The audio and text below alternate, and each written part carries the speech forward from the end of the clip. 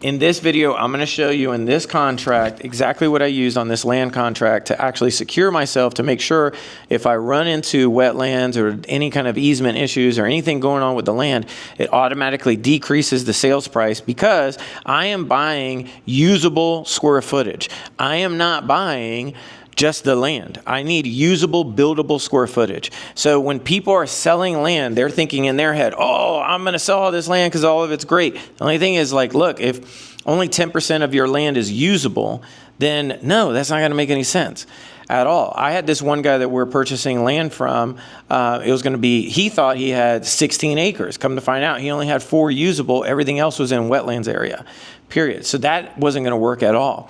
So then when you're dealing with even infill lots as well, what you want to do is you want to make sure that there's an understanding of saying, hey, we are purchasing the land for buildable square footage of the parcel, period. So if the parcel is a 5,000 square foot parcel and only 3,000 square foot of it is actually buildable, then I am paying $10 or $5 a buildable square foot. So 5 times 5,000 or 5,000 could be 25,000. So for $5 for buildable square footage of the land, period. That's actually how you want to do it.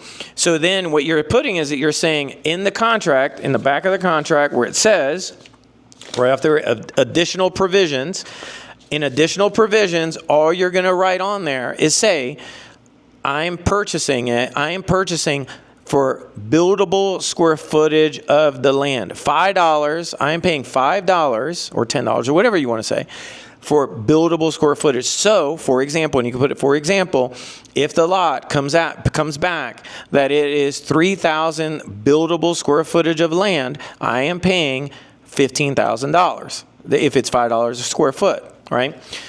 And you could take this all the way up to acreage as well, right? It doesn't actually change. You could say, hey, I'm purchasing buildable square footage of land that is X amount per acre.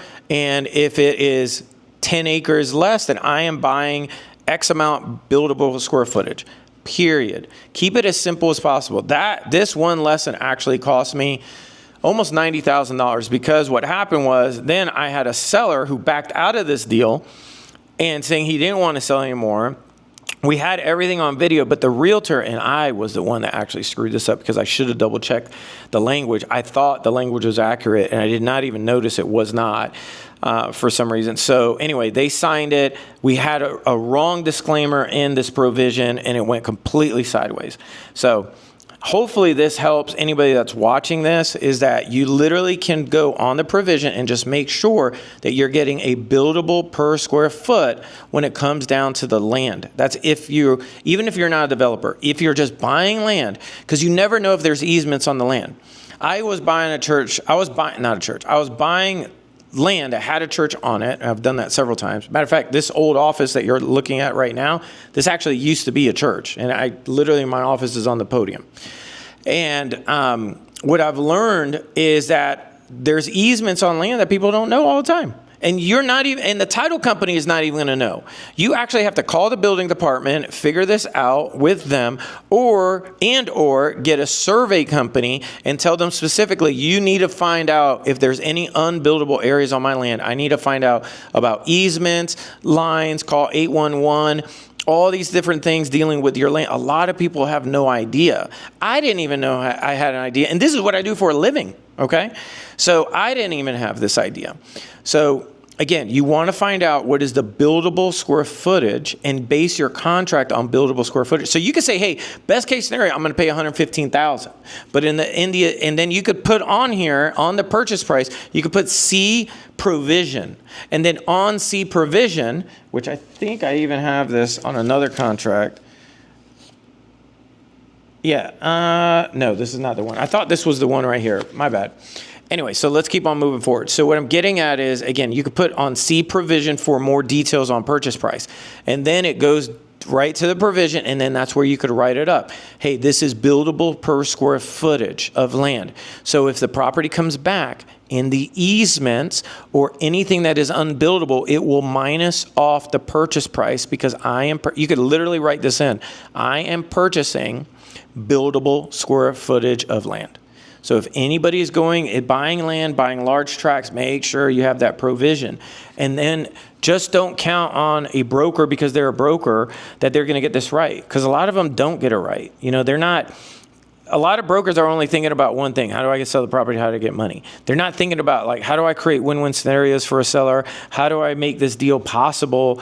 If they're really outside the box thinkers, trust me, they would not be brokers. They'll be on our side of the business. Not saying all brokers are like that either. So anybody who's a broker, don't get booty hurt. I'm just telling you the truth of, like, your focus, if you're a broker watching this as well, or a realtor, should be, how do I make this deal happen? Period. And how do I get the reps in so I can get more deals like this? And what am I learning from this as well? Because once you learn this level of game, you're only going to be able to allow to be leveled up in the game, kind of like grad school, or let's just talk about normal school. So, if you're in 5th grade, right, and you're doing so amazing AP class and everything else, you may move up to 6th or 7th grade, okay? You may get bumped up, but if you're an idiot, at 5th grade, they may say, like, hey, back in the day, you used to call us boom boom, right? And they would say, hey, you're in boom boom, so you're going to have to stay right there. You're going to go below, right? Life is the exact same. Once you understand, like, I need to level up to a completely different level, then I need to go from here to here.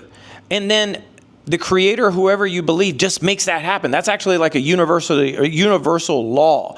If you have integrity, do everything egoless, have great love in everything that you do, and be aware of your surroundings and be aware of what you're doing, and really putting all in and not watching the damn clock, you're going to level up naturally. It just is not going to be on your time frame.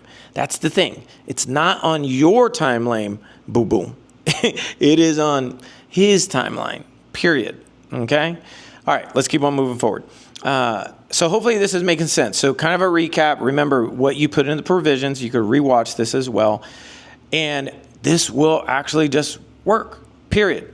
So when this does work, let me know exactly what deal that you use this on. How did it work? I'm curious. I want to make sure that these videos are actually getting some played and you guys are doing cool stuff.